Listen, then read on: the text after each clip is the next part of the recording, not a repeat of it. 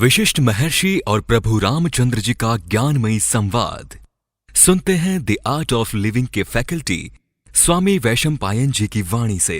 अगर आपने अभी तक इस चैनल को सब्सक्राइब नहीं किया है तो इसे जरूर सब्सक्राइब करें और सब्सक्राइब करने के बाद बेल आइकन को भी जरूर दबाएं। जय गुरुदेव। योग वशिष्ठ के अगले एपिसोड में आप सबका बहुत बहुत स्वागत है। पिछले एपिसोड में अगर आपको याद होगा तो कुंभ जो था उसने राजा शिखध्वज को कहा कि मैं स्वर्ग में जाना चाहता हूं मेरे पिता से मिलने के लिए, और जब वो वहां से लौटे तो उनके मुखमंडल पर कुछ परेशानी दिखाई दी। तो राजा ने उनको यह सवाल किया कि क्या बात है, क्योंकि जो साम्यावस्था में प्रस्थापित होता है उनको आसपास की जो भी परिस्थिति है वह प्रभावित नहीं करती। उसी कहानी को आगे देखते हैं। कुंभ ने कहा, हे राजन, अब आप मेरी आप बीती सुनो। यदि कोई अपने दुख की बात अपने मित्र पर प्रकट करता है तो उसका दुख उसी प्रकार हल्का हो जाता है जिस प्रकार काले घने बादल बरस जाने के बाद हल्के हो जाते हैं। तो उसने कहा, कुंभ ने कहा कि मैं अब तुम्हें कुछ बताना चाहता हूं। ऐसी मान्यता है, ऐसे कहा जाता है या ऐसे होता भी है, जब आप अपने मित्र को कुछ अपनी दिल की बात बताते हो तो हल्के हो जाते हो। कैसे हल्के हो जाते हो? जैसे काले घने बादल वो बरस जाने के बाद जैसे हल्के हो जाते हैं वैसे ही मन हल्का हो जाता है अगर अपनी परेशानी हम अपने मित्र को बताते हैं तो। उस समय मन भी शांत और निर्मल हो जाता है जब मित्र उसकी व्यथा सुन लेता है। उसी समय तत्क्षण जब मित्र उसकी व्यथा सुन लेता है, परेशानी सुन लेता है, तो मन शांत हो जाता है। ठीक वैसे ही जैसे फिटकरी का टुकड़ा डाल देने से जल साफ हो जाता है। फिटकरी समझते हो? जब पानी थोड़ा मटमैला होता है तो हम क्या करते हैं, फिटकरी को 2-3 बार घुमाते हैं तो सारा जो गंदगी है, मिट्टी है, वो सब नीचे बैठ जाती है और पानी शुद्ध और साफ हो जाता है। वैसे ही मित्र को जो भी अपनी व्यथा है सुनाने के बाद वह जो भी उथल पुथल है वह सब स्थिर हो जाती है, शांत हो जाती है, और पानी जैसा साफ शुद्ध हो जाता है वैसे मन भी हो जाता है। जब मैंने तुम्हारा साथ छोड़ा तब मैं अपने कार्यों को निष्पादन करने के लिए स्वर्ग गया। स्वर्ग के रास्ते में मैं दुर्वासा ऋषि के दर्शन के लिए गया। वे सायं वंदना के लिए तेजी से उड़े जा रहे थे। जब मैं वापस गया तुम्हें बता के तो मैं स्वर्ग की ओर जा रहा था, तो रास्ते में दुर्वासा ऋषि के आश्रम के वहां से जा रहा था, तो मैंने सोचा उनके दर्शन कर लूँ। तो वो सायं संध्या करने के लिए, अपने कार्य करने के लिए तो तेजी से उड़ते जा रहे थे। बादल और बिजली उन्होंने परिधान किए थे। देखो, उनके ऊपर भी ऐसा तेज था जैसे बादल और बिजली उनके आभूषण थे। ऐसे लग रहा था कोई स्त्री अपने प्रेमी से मिलने के लिए दौड़ते चली जा रही है। मैंने उनको प्रणाम किया और हंसी हंसी में यह बात कह दी।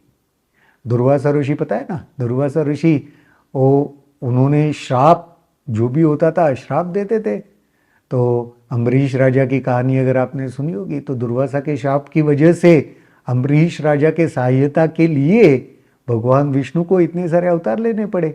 तो वो बहुत जल्दी से क्रोधित होते थे, ऐसे कहते हैं। तो उनको उन्होंने ये बात कह दी कुंभ ने। वे मेरी धृष्टता से क्रुद्ध हो गए और उन्होंने मुझे शाप दे डाला। देखो, उनको गुस्सा आ गया मेरी इस बात पर और उन्होंने मुझे शाप दे डाला। अपनी धृष्टता के लिए हर रात को स्त्री हो जाया करो।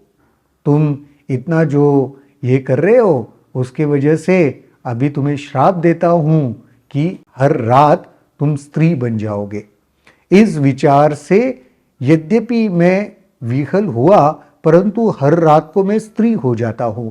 यह त्रासदी है जो देवपुत्र सरलता से कामवासना पर विजय कर लेते हैं, उन्हें संतों को अपमानित करने या दुख भोगना पड़ता है।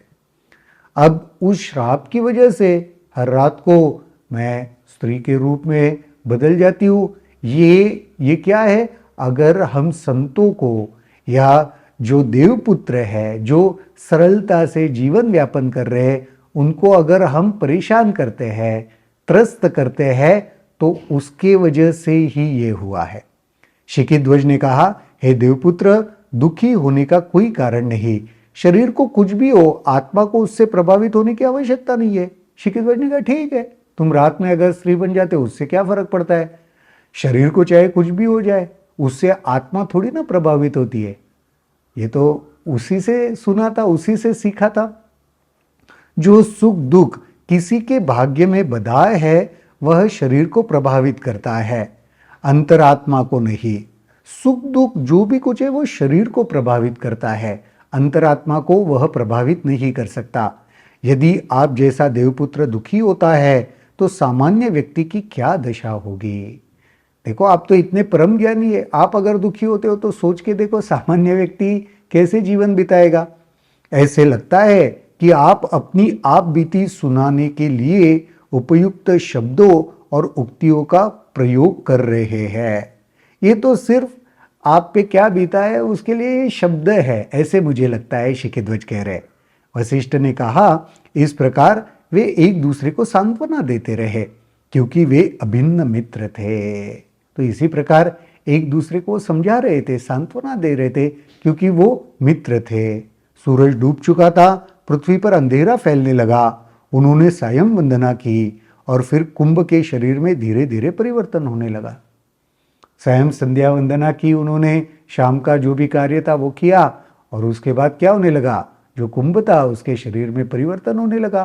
कहा ही था, दुर्वासा ऋषि ने श्राप दिया है कि मैं शाम को स्त्री बन जाती हूँ। आंसू पोंछते हुए तथा अवरुद्ध कंठ से उसने शिखिध्वज से कहा, ऐसे लग रहा है कि मेरा शरीर पिघल रहा है और धरती पर गिर रहा है।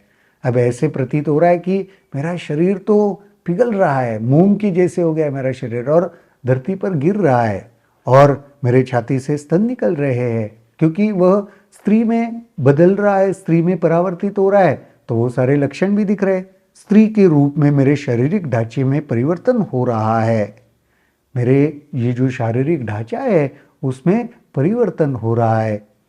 देखो, मेरे शरीर से ही आभूषण और वस्त्र निकल रहे हैं। मेरे शरीर के भीतर से आभूषण निकल रहे, वस्त्र निकल रहे। अब मैं क्या करूं? मैं अपनी लज्जा को कैसे छिपाऊं? अब तो मैं सचमुच की स्त्री बन गई हूं। ये क्या हो गया? अब मुझे बड़ा अजीब लग रहा है। मैं कैसे मुझे लज्जा आ रही है, मैं परेशान हो रही हूँ कि मैं अब तो सचमुच पुरुष से स्त्री बन गई हूँ। शिखिध्वज ने कहा, हे पवित्र आत्मा, आप जानते हैं कि समय क्या करना चाहिए। जो अवश्यम भावी है उसके लिए रुदन क्यों? आप तो ज्ञानी हो, आप जानते हो क्या करना चाहिए। जिस समय जो करना आवश्यक है उसके लिए रोने धोने से क्या फायदा? कोई फायदा ही नहीं है। किसी का भाग्य उसके शरीर को प्रभावित करता है, न उसके अंदर रहने वाले को। आपको क्या लगता है, किसी का शरीर उसके भाग्य को प्रभावित करता है क्या?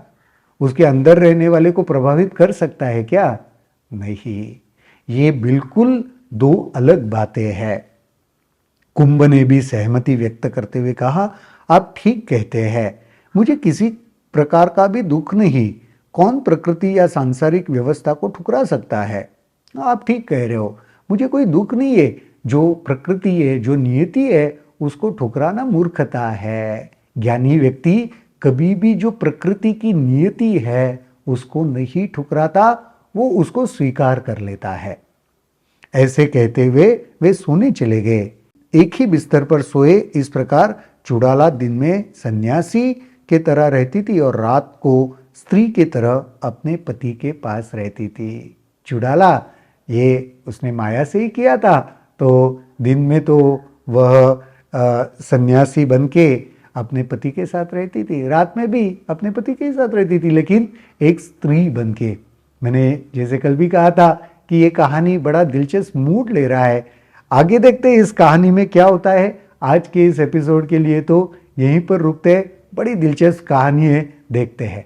जय गुरुदेव। अगर आपके इस वीडियो को लेकर कुछ सवाल हैं तो कमेंट सेक्शन में जरूर लिखें, जिसके ऊपर हम आने वाले वीडियोस में चर्चा करेंगे।